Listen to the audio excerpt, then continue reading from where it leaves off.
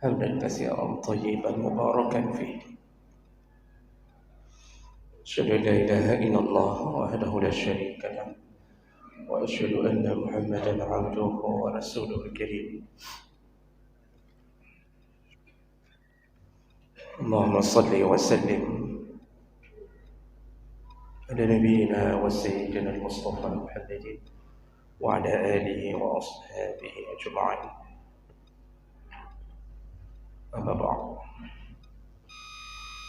رب اشرح لي صدري ويسر لي أمري واحلل عقدة من lisani yafqahu qawli. Segala puji bagi Allah, kemudian salawat dan salam pada Rasulullah, pada keluarga dan seluruh sahabat-sahabatnya.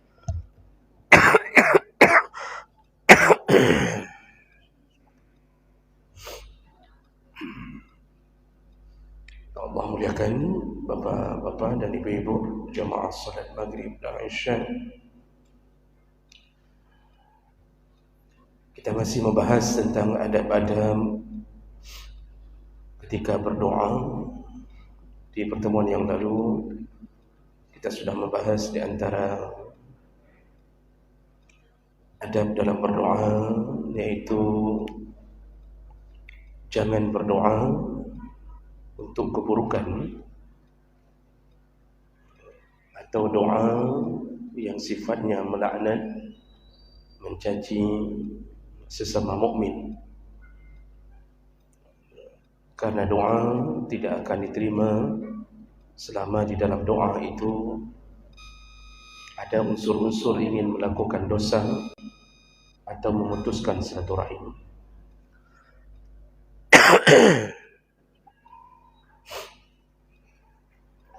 Kita sudah jelaskan panjang lebar bahwa utusan-utusan Allah tidak pernah berdoa dalam dakwahnya untuk keburukan kecuali setelah berulang-ulang dan merasa bahwa tidak mungkin lagi menembus kekufuran, barulah mereka memohon kepada Allah dengan sifatnya menurunkan azab.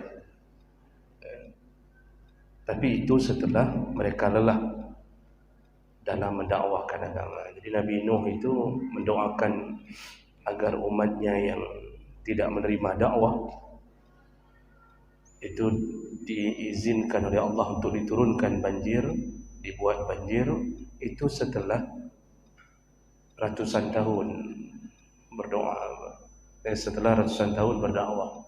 Jadi bukan setahun 2 tahun langsung minta, tidak.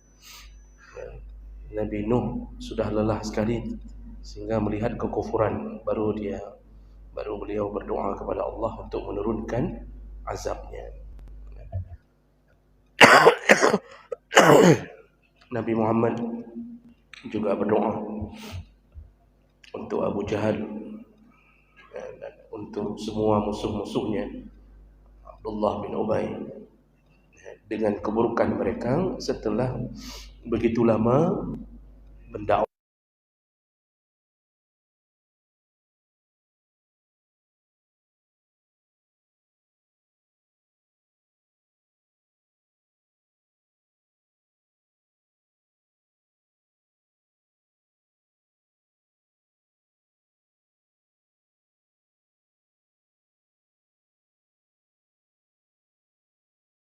Dengan suara yang lirih, didengarkan oleh diri sendiri, itu lebih utama. Dan beberapa ayat menyebutkan itu. Di antaranya Allah mengatakan dalam surat Al-A'raf ayat 55, ud'u rabbakum tadarruan wa khufyah. Berdoalah, mintalah sesuatu pada Tuhanmu, atau berdoalah, yaitu dalam keadaan tadarru', merendahkan diri, wa khufyah, dan lembutkan suara, kata Allah. Innahu la yuhibbul mu'tadin. Allah tidak suka kepada orang yang mu'tadin, yaitu terlalu berlebih-lebihan, melewati batas dalam berdoa. Dalam surah Al-A'raf 205 Allah mengatakan wazkur rabbaka fi nafsika tadarruan wa khifah wa dunal jahri minal qaul. Ingatlah Tuhanmu, atau berdoalah kepada Tuhanmu dalam keadaan tadarru', merendahkan diri, wa khifah, dan melembutkan suara, dunal jahri, tidak perlu engkau keraskan, minal qaul, setiap perkataan dalam doamu.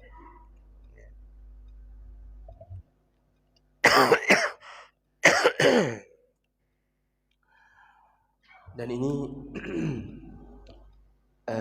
melembutkan suara ini terutama pada ketika berdoa dalam kesendirian, itu sekurang-kurangnya doanya didengarkan oleh dirinya sendiri.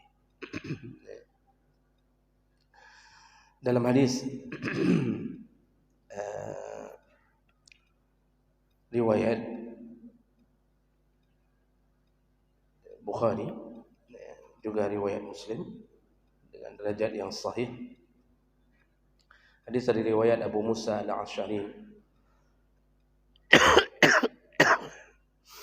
Abu Musa al-Asy'ari berkata, qadimna ma'a Rasulillah sallallahu alaihi wasallam, kami pernah menemani Nabi, berjalan bersama Nabi sallallahu alaihi wasallam. Falamma danawna min al-Madinah, ketika kami sudah mendekat ke kota Madinah, yaitu balik ke kota Madinah, kabbar. Jadi ini baru pulang dari medan perang dalam satu riwayat. Para sahabat semuanya bertakbir, wa kabbaran nas. Jadi ada yang bertakbir dan yang lain semuanya ikut bertakbir, wa rafa'u aswatahum, dan mereka mengangkat suara mereka. Qala Nabi sallallahu alaihi wasallam, lalu Nabi sallallahu alaihi wasallam berkata, ya ayuhan nas, wahai sahabat-sahabat atau orang-orang, arbi'u ala anfusikum, rendahkanlah diri kalian. Innakum laisa tad'una as-samma wala ghaiban, kalian itu bukan sedang berdoa kepada zat yang tuli dan ghaib. Innakum tad'una sami'an qariban, kalian itu sedang berdoa di hadapan yang maha mendengar. Sami'an, maha mendengar, qariban, dan dia ada di dekat kita, kata Rasulullah. Maksudnya Allah itu tidak tuli, Allah maha mendengar doamu. Jadi Rasulullah sambung, wallazina tad'una aqrabu ila ahadikum min unuqi rahilati ahadikum, bahkan Tuhan atau Allah yang sedang kalian memohon doa kepadanya itu lebih dekat kepada kalian dari urat leher binatang kenderaan kalian. Maksudnya daripada posisi urat leher pada binatang itu kan menempel di leher, tapi lebih dekat Allah daripada urat leher itu, kata Nabi SAW. Jadi ini Nabi menasihati, ketika sedang memohon kepada Allah, maka janganlah kalian mengangkat suara kalian yang terlalu keras. Kemudian dalam hadis riwayat Aisyah radhiyallahu anha, ketika menanggapi kalimat Allah surah Isra ayat 110, yaitu yang berbunyi wala tajhar bis salatika wala tukhafid biha, janganlah engkau mengeraskan suara dalam salatmu, wala tukhafid biha, dan juga janganlah terlalu kecil atau sampai tidak terdengar. Dan Aisyah menjelaskan yang dimaksud di situ adalah ai bidu'aika, yang dimaksud adalah kalimat as-salah, yaitu doamu, kata Aisyah radhiyallahu anha. Kemudian juga Allah memuji Nabi Zakaria alaihi salam dengan kalimah dalam surat Maryam ayat 3, iznada rabbahu nidaan khafiya. Nabi Zakaria itu punya kebiasaan kalau berdoa kepada Tuhannya, dia berdoa dengan keadaan khafiyah, melembutkan suara. Jadi dan ada banyak dalil-dalil yang lain. Ini Bapak Ibu, yang dimaksud di sini adalah kalau engkau berdoa sendiri, maka mengecilkan suara itu pilihan yang lebih utama daripada mengeraskan suara. Tapi kalau seandainya berdoa dalam jamaah, itu berdoa yang sifatnya diiringi dengan suara amin atau lafaz amin, maka tentu tidak mungkin mengecilkan suara. Maka bolehkah mengeraskan suara? Saya lihat perdebatan di antara para ulama sebenarnya tidaklah menjadi sebuah keharaman berdoa dengan suara yang keras. Namun dalam kitab-kitab, bahkan kitab-kitab mazhab Syafi'i pun menyebutkan bisa berubah menjadi haram kalau doa itu kita lantunkan di saat mengganggu orang lain yang sedang salat. Nah, ini yang perlu dijaga saja sebenarnya. Berdoa kalau tidak keras, apa yang mau diaminkan kalau tidak tahu apa doanya? Kan ada yang model berdoa amin, amin. Itu yang amin pun enggak tahu, Pak. Apa kayak doa? Mungkin yang berdoa minta kahwin lagi kita aminkan, amin. Bahkan yang aminkan pun istrinya sendiri kadang-kadang. Maka enggak mungkin dengan ini. Maka masih dibolehkan oleh para ulama dan itu juga dilakukan. Nabi mengaminkan beberapa doa. Doa malaikat pun Nabi mengaminkannya ketika naik di atas tangga, hadis yang juga sahih. Namun hati-hati. Saya buka kitab Fiqh Islami wa Adillatuh. Saya buka kitab Mawsu'ah Fiqhiyah Al-Kuwaitiyah. Saya buka kitab Bughyatul Mustarsyidin. Kitab-kitab dalam mazhab Syafi'i itu semuanya menyebutkan bahwa tidak menjadi masalah sampai saat kalau dia mengganggu orang yang sedang melakukan ibadah yang lain. Makanya berhati-hati kalau berdoa ketika ada jamaah yang masbuk sedang menyempurnakan salat. Hukum berdoa sunnah. Bagi kita sunnah, zikir juga sunnah. Orang yang sedang menyelesaikan salat yang tertinggal, itu salatnya apa? Wajib. Sunnah dengan sunnah saja, dilarang ganggu. Nabi pernah mengeluarkan kepalanya dari gorden pintu kamarnya. Ketika ada yang sedang salat sunnah, ada yang baca Quran dengan suara keras. Langsung Nabi menyebutkan sesama kalian sedang bermunajat kepada Allah. Janganlah kalian saling mengganggu. Yang sunnah dengan sunnah saja dilarang saling mengganggu. Apalagi yang kita ganggu orang yang sedang salat wajib. Jadi kadang-kadang betul kalau ada yang menyandarkan mengatakan bahwa mana ada masalah. Itu orang masbuk kan enggak mungkin kita hilangkan. Betul, orang masbuk enggak mungkin kita hilangkan. Tapi kita yang berdoa seharusnya mengerti bahwa mereka sedang menyempurnakan salat mereka dan syarat mereka mendapatkan kemakbulan salat adalah khusyuk.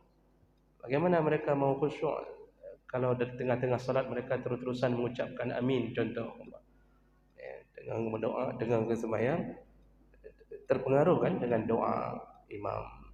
Jadi ini mengganggu ini yang kemudian dibicarakan oleh para ulama. Rata-rata ulama mengharamkan perbuatan seperti ini. Jadi seharusnya para imam-imam salat melihat keadaan. Kalau di belakang masih banyak salat yang makmum masbuk,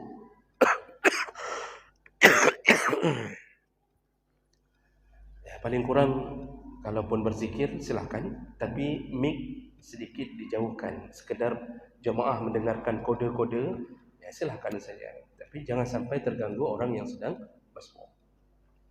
Ini yang paling penting untuk dijaga. Karena begitu mereka menghadapi masalah tidak bisa melanjutkan bacaannya karena terganggu, maka yang mengganggu menjadi penyebab untuk mendapatkan resiko dosa. Karena dianggap mengganggu kekhusyuan orang salat. Jangankan mengganggu orang salat, Pak. Dalam beberapa kitab, mengganggu orang tidur saja dengan bacaan kita. Itu dilarang. Orang tidur untuk mempersiapkan salat subuhnya. Lalu kita baca Quran sampai orang tidur, sampai dia enggak bisa tidur dan tertinggal salat subuhnya karena menahan-nahan diri dengan suara itu. Itu pun larang. Apalagi yang kita ganggu adalah orang yang sedang melakukan salat. Jadi kesimpulannya bukan enggak boleh. Boleh saja, tapi jaga-jaga jangan sampai ada terganggu. Tapi kalau semua sudah selesai salat, semua sudah selesai salat, misal di pesantren enggak ada yang masbuk, Pak. Yang masbuk kena cinut langsung kan. dicambuk langsung, dirotan langsung, nggak ada yang ini. Mau hambo lah di situ, tidak masalah. Maka jaga-jaga saja, boleh dengan cara mic agak sedikit dijauhkan. Kalau seandainya melihat ada kondisi orang yang sedang masbuk. Ini yang bisa kita ambil kesimpulan tentang mana lebih utama ketika berdoa dengan suara lirih. Maka pilihan suara lirih lebih utama kalau sendiri. Kalau yang berjamaah silakan, tapi jangan sampai ada yang terganggu. Saya sendiri juga tidak setuju dengan vonis yang mengatakan itu bid'ah. Saya pribadi juga tidak setuju yang mengatakan bahwa kalau doa dengan suara keras yang diambil langsung menjadi bid'ah. Itu juga saya rasa bukan fatwa yang menyeluruh. Kan harus seimbang. Kalau memberi fatwa harus seimbang. Ternyata ada dalil-dalil yang menyebutkan tentang Nabi pun mengaminkan doa. Kemudian maha Allah Subhanahu Wa Taala berikutnya yaitu ayu amin ad-doa. Sunnah berikutnya ketika sudah berdoa, kalau dilakukan dalam keadaan bersama atau ada yang berdoa, maka sunnah hukumnya untuk mengaminkan doa. Jadi amin ini hukumnya sunnah dan dia tidak termasuk Al-Fatihah. Dia tidak termasuk Al-Fatihah. Fatihah itu masuknya dari mana? Dari kalimat Bismillah.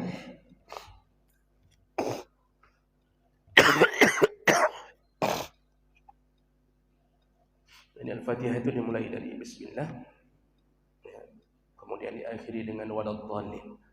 Amin tidak termasuk Al-Fatihah. Maka dalam fikih amin, mengucapkan amin hukumnya sunnah. Oh, tidak ucap amin, tidak terucap amin. Apakah salat kita sah? Sah, tapi makruh. Makruh artinya meninggalkan salah satu sunnah Nabi SAW. Sedangkan Nabi mengatakan sallu kama ra'aitumuni usalli, salatlah engkau seperti aku salat. Jadi sunnah kalau ada yang berdoa dan dia terdengar doanya dan memaksudkan untuk diaminkan, maka sunnah untuk mengaminkan. Dalil-dalilnya yang pertama yang kita sebutkan tadi, bahwa Nabi pernah mengaminkan doa malaikat ketika Nabi menaiki mimbar, tempat anak tangga menuju ke mimbarnya. Kemudian juga surat Yunus ayat 88 itu memberi isyarat bahawa dari dulu mengaminkan doa itu ada, yaitu kejadian pada Nabi Musa dan Nabi Harun. Ini pernah kita sebutkan minggu yang lalu, beberapa waktu yang lalu. Jadi ketika dalam surat Yunus, Nabi Musa berdoa kepada Allah Subhanahu Wa Taala untuk Allah Subhanahu Wa Taala menahan laju kemungkaran Fir'aun. Jadi begitu kira-kira kesimpulan doa Nabi Musa. Nabi Musa minta binasakanlah harta Fir'aun itu ya Allah dan para pengikut-pengikutnya. Kemudian jangan biarkan mereka menyesatkan manusia. Begitu kata Nabi Musa kepada Allah Subhanahu Wa Taala. Dalam sejarah Bapak Ibu, Nabi Musa ini sebelum berhadapan dengan Fir'aun langsung, dia sendiri pernah dikejar oleh Fir'aun sebelum kejadian pembelahan laut. Itu ketika beliau menampar salah satu dari sukunya Fir'aun karena punya sengketa dengan Bani Israel. Rupanya ketahuan bahawa Nabi Musa lah yang melakukannya, sehingga dikejar sampai Nabi Musa lari ke Madian, bertemu dengan anak Nabi Syuaib, anak Nabi Syuaib perempuan yang dibantunya. Nah itu setelah itu baru nanti masuk kembali ke Mesir untuk mendakwahkan Fir'aun. Dan dalam sejarah Fir'aun itu ada dua yang terkenalnya mengikuti sejarah Nabi Musa, yaitu Ramses II dan Ramses III. Ramses II dalam pandangan yang lebih kuat yang menemukan bayi Nabi Musa. Jadi waktu Nabi Musa dialirkan ke sungai oleh ibunya, itu yang temukanlah Ramses II. Lalu kemudian mangkat, meninggal. Yang mengejar Nabi Musa adalah Ramses III, anak berikutnya. Karena yang menemukan Nabi Musa di sungai itu sudah tua, meninggal duluan. Nah, yang mengejar Nabi Musa itu Ramses III. Jadi jenazahnya sampai hari ini berada di museum di kota Kairo di Mesir. Kalau Bapak punya waktu umrah plus, kalau ke Turki sudah sering, pergilah ke Mesir untuk takziah ke Fir'aun. Saya kira begitulah bahasanya. Ada takziah untuk melaknat Fir'aun. Jadi jangan terus-terusan ke Turki, Pak. Pergilah ke Mesir untuk melihat banyaknya jejak Nabi. Dan Fir'aunnya masih dilihat langsung, Pak. Jenazahnya masih utuh langsung. Dan itu banyak orang yang salah faham, mengira jenazah Fir'aun itu terdampar di dalam laut sampai ratusan tahun. Tidak begitu. Dalam sejarah, setelah ditenggelamkan oleh Allah, lalu kemudian dia tersapu gelombang sampai ke pantai, diselamatkan oleh pasukan yang tidak ikut mengejar. Ditemukan jenazahnya. Jadi tidak lama, cuma sehari, 2 hari, 3 hari begitu sudah ditemukan. Lalu dirahasiakan kematian Fir'aun, Ramses III ini. Karena kalau ketahuan, habis kerajaan itu. Rakyat bisa berontak semua dari kekejamannya. Dirahasiakan, ditanam. Nah, di situ masih khilaf apakah ditanam dalam piramid, karena setelah ditemukan ternyata tidak ditemukan dalam piramid di Mesir, tapi ditemukan di istana di Luxor. Jadi nanti kapan ketahuan bahwa itu jenazah Fir'aun? Yaitu setelah ilmuwan Perancis ingin meneliti yang mana yang Fir'aun yang mengejar Musa. Jadi banyak. Fir'aun itu nama gelar. Nama gelar, bukan nama orang, nama gelar. Jadi kalau sekarang kita Paduka, begitulah, Paduka 1, Paduka 2, begitu. Jadi diizinkan oleh negara Mesir diteliti, dan ternyata dari banyaknya jenazah-jenazah para mumi-mumi Fir'aun dulu, ditemukanlah salah satunya yang punya zat garam di dalam tubuhnya, sekaligus didapatkan fitoplankton dan zooplankton, makanan yang di laut yang kecil-kecil yang beredar di laut. Di situ belah baru diyakinkan bahwa inilah jenazah Fir'aun. Di situ baru ketahuan. Sebelum itu tidak ketahuan yang mana jenazah Fir'aun. Dan itu Allah sebutkan dalam surah Yunus, walaqad najjaynaka bibadanika litakuna liman khalfaka ayah. Kami selamatkan badanmu untuk menjadi pengingat bagi umat setelah.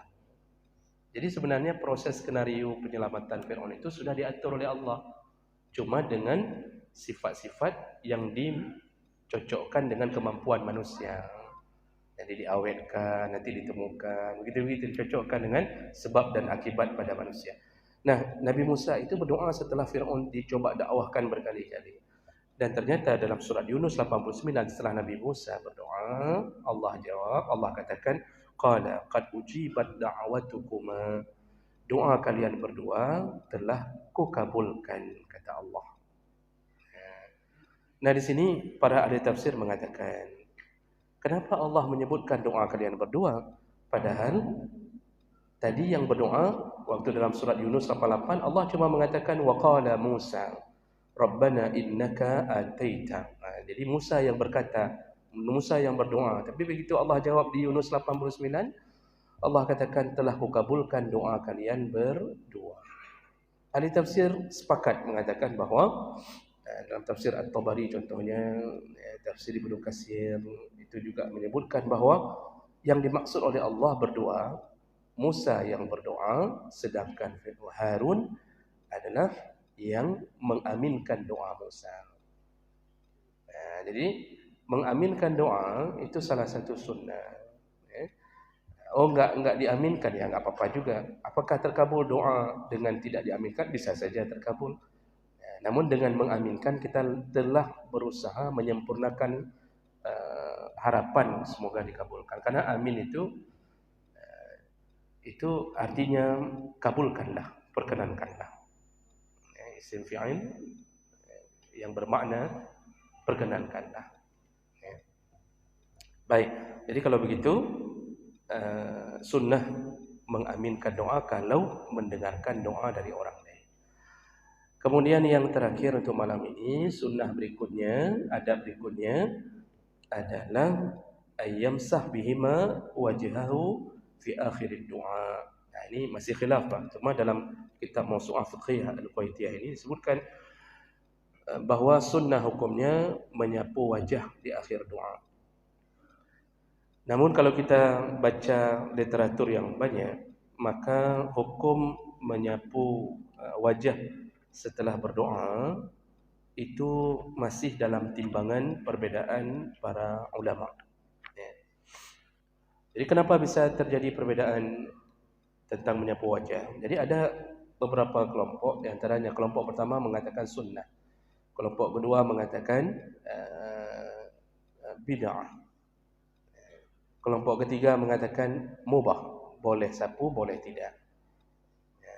Dan semua itu bergulir karena berbeda-beda memahami derajat hadis.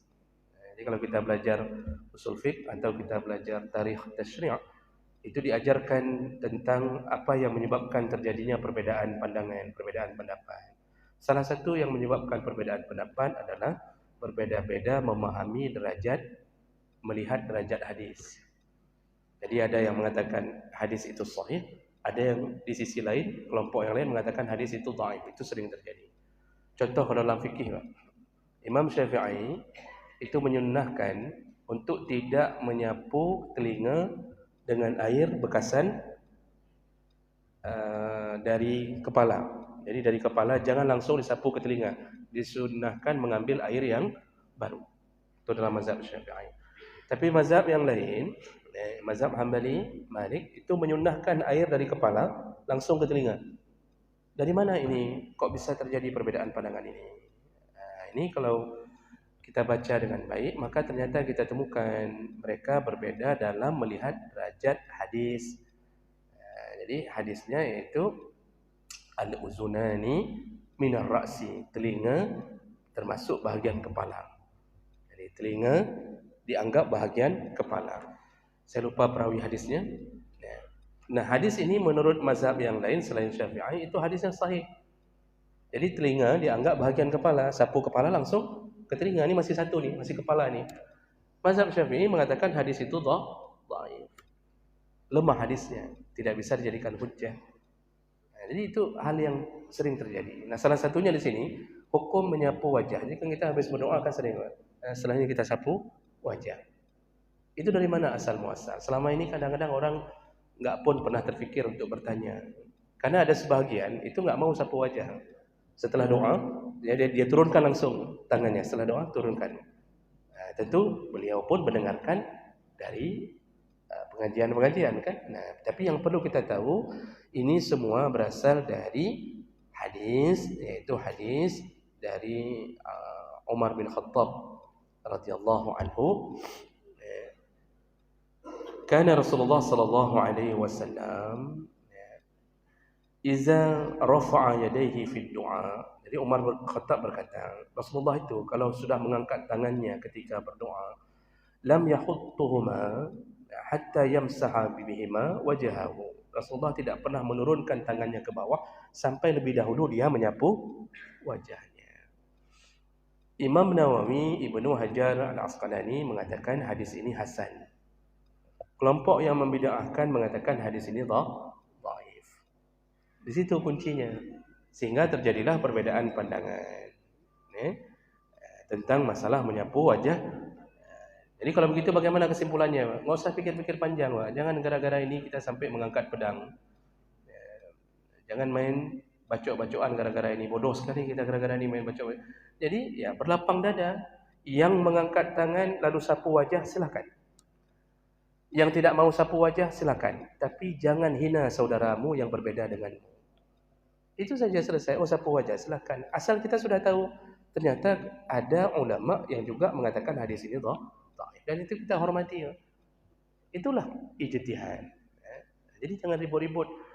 Begitu kita lihat wajah samping teman kita samping tidak sapu wajah, langsung kita mulai kain damang, urenggop, badannya sudah masuk orang lain di masjid kita. Nanti ada yang mengatakan sudah masuk buaya masuk.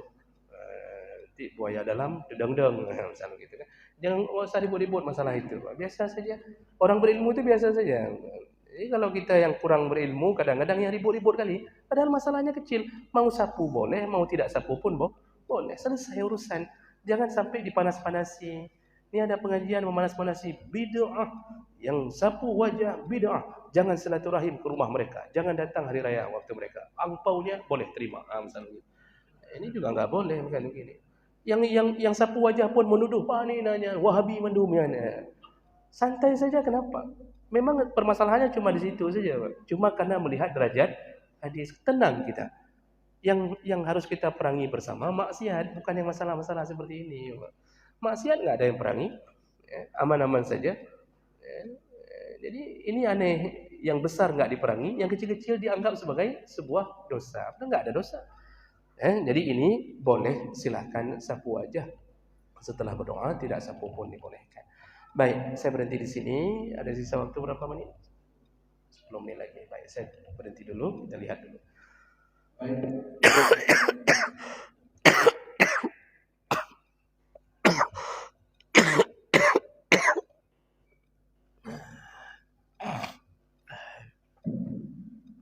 Bismillahirrahmanirrahim. Assalamualaikum warahmatullahi wabarakatuh.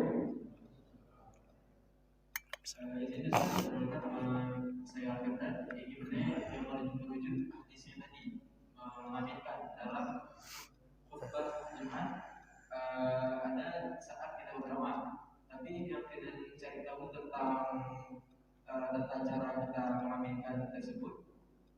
Pada bahwasanya Firdan cari tahu ini pada media Madinah, media TV Madinah, imamnya dia tidak mengangkat tangan saat membaca doa. Makanya para mukmin itu tidak mengangkat tangan juga, cuma mengaminkan. Jadi bagaimana menurut pandangan Ustaz melalui hal ini? Sekian. Assalamualaikum warahmatullahi wabarakatuh. Satu lagi mungkin ada. Terus belum ada. Ada? Belum ada Ustaz. Baik, terima kasih banyak atas pertanyaannya tentang mengaminkan doa di hari Jumat ketika khatib menutup khutbah. Allahumma ighfir lil muslimin wal muslimat, dan seterusnya. Nah, ini memang masalah mengangkat tangan yang jadi masalah, mengaminkannya tidak jadi masalah. Memang disuruh aminkan. Jadi ketika imam mengucapkan Allahumma ighfir lil muslimin wal muslimat, amin, tetap makmum disuruh aminkan. Yang jadi masalah di mana? Apakah makmum disuruh angkat tangan atau tidak?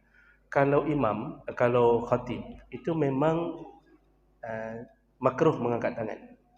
Tidak boleh mengangkat tangan.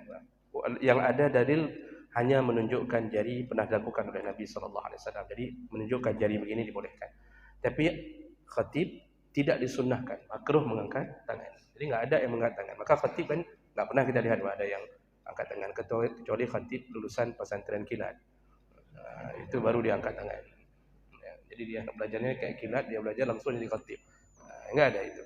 Tapi masalah makmum angkat tangan memang khilaf. Itu khilaf. Ada yang menyunahkan angkat tangan mengikuti dalil-dalil umum tentang angkat tangan, tapi ada juga yang menyunahkan untuk tidak angkat tangan. Dan saya baca Imam Nawawi termasuk yang memilih untuk tidak angkat tangan. Makmum jadi hanya mengucapkan amin, amin. Jadi ini masih khilaf. Artinya tidaklah sampai terlarang menjadi haram ketika mengangkat tangan. Karena urusan angkat tangan ini pun urusannya cuma sunnah.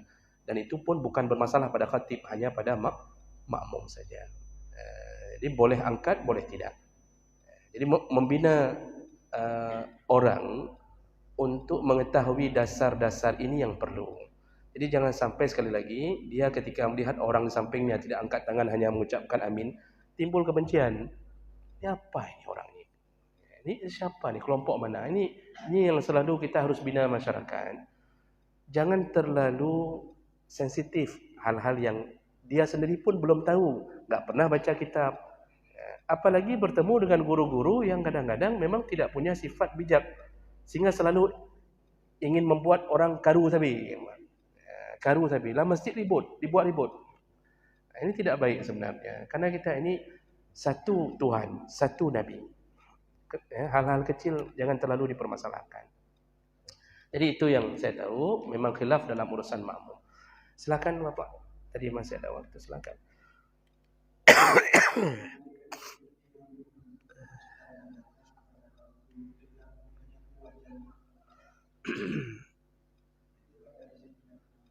Umar.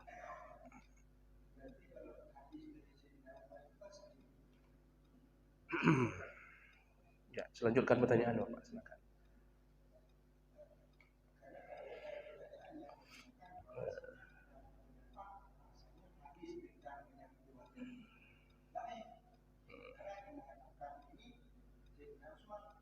Umar.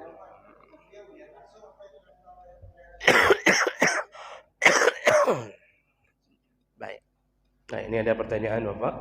Jadi hadis tentang menyapu wajah itu dari Umar bin Khattab radhiyallahu anhu. Berarti kalau dari Umar kan Umar melihat langsung dari Rasulullah. Lalu kenapa ada yang menganggapnya dhaif? Kan begitu. Jadi ini dalam dunia ilmu hadis. Jadi ada, kalau dari sisi kualitas hadis itu ada level. Ya, jadi ada level yang sahih, ada level hasan, nanti hasan dibagi juga hasan di zati, hasan di ghairi. Kemudian ada yang dhaif. Nanti ada yang dhaif biasa, nanti ada yang dhaif jiddan. Di bawahnya baru munkar, maudhu', hadis-hadis palsu di bawah dhaif jiddan. Nah, kenapa hadis itu bisa jadi dhaif? Bukan karena dari siapa dapatnya hadis itu. Jadi para ulama menyusun begini. Jadi Imam Bukhari, Imam Muslim itu menyeleksi hadis dari belasan ribu hadis yang beliau dapatkan. Beliau seleksi itu hanya terkumpul sekian ribu, sekitar 5.000 atau 6.000 hadis yang sahih. Jadi kenapa bisa terjadi hadis dhaif? Itu ada faktor. Bisa jadi karena matan, bisa jadi karena sanad. Jadi matan juga karena kadang-kadang matannya tidak sesuai. Matan itu isi hadis, matannya aneh. Misal bicaranya melambung-lambung, melambung sampai naik ke langit, misal yang sifatnya agak dongeng-dongeng, itu diragu-ragukan sehingga menjadi hadis dhaif. Itu contoh secara umum. Tapi yang banyak menjadi hadis dhaif itu bukan karena Umar bin Khattab yang meriwayatkan, tapi karena sanadnya. An itu yang menjadi masalah. Ya. Nah, kita kan cuma baca an yang pertama saja, Pak. An Umar bin Khattab, an Abi Hurairah. Itu dari Abi Hurairah turun siapa berikutnya? Satu orang saja bermasalah di mata rantai sanad, itu langsung bisa menyebabkan hadis itu dhaif. Contoh. Misal saya Umar bin Khattab, contoh, Pak. Ya. Walaupun di pemilu yang lalu sudah ada Umar bin Khattab, maka ini contoh. Saya keluarkan hadis dari Rasulullah. Lalu saya sampaikan ke Bapak. Bapak sampaikan ke ini, sampaikan ke ini, terus sampai Imam Bukhari mendapatkannya dari seseorang. Nah, mata rantai ini ada yang kadang-kadang bukan penipu, bukan suka menipu, bodoh saja, Pak. Jadi begitu lihat hafalannya kurang bagus, orangnya hari-hari agak bodoh misal. Gara-gara munculnya dia, hadis itu menjadi dhaif walaupun di akarnya benar. Sampai ke situ seleksinya. Makanya dalam kitab Bukhari Muslim itu sampai beliau menceritakan ketika Imam Bukhari itu mencari hadis, baru melihat ini sudah dikabarkan bahwa hadis itu sudah didengarkan oleh fulan. Beliau cari itu ke keturunan fulan, ke fulan itu beliau cari. Jadi begitu dari jauh, ternyata si fulan yang dimaksud dalam mata rantai hadis itu memberi makan kuda, Pak, dengan menipu. Padahal Imam Bukhari baru berdiri dari jauh itu. Nah, jadi mata kuda ditutup dalam satu riwayat, dikasih rumput yang kering. Ada yang mengatakan dikasih ember kosong. Kuda ditipu untuk memberi makan kuda. Imam Bukhari lihat dari jauh.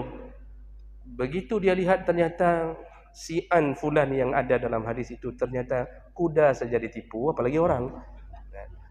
Langsung divonis hadis itu dicoret, tidak masuk ke dalam Sahih Bukhari. Jadi bukan karena Umar yang meriwayatkannya, mata rantainya ini yang membuat hadis dhaif. Kan sering begitu, Pak. Maka kita kalau ada mata rantai kalimat, ya, ular melingkar di pagar Pak Umar. Nah, contoh, Pak Umar melingkar-lingkar bersama ular misalnya. Itu bisa berubah sampai ke situ, Pak. Gara-gara apa? Ada satu mahasiswa yang IPK-nya 1,9 yang tidak bisa melafalkan dengan baik. Berubahnya di dia. Disitulah seleksi hadis kadang-kadang berlaku. Maka turun derajatnya menjadi dhaif. Jadi jangan lihat di puncaknya, lihat mata rantai. Baik, kira-kira begitu. InsyaAllah kita sambung kembali di pertemuan yang akan datang. Subhanakallahumma bihamdik, asyhadu an la ilaha illa anta, astaghfiruka wa atubu ilaih. Wassalamualaikum warahmatullahi wabarakatuh.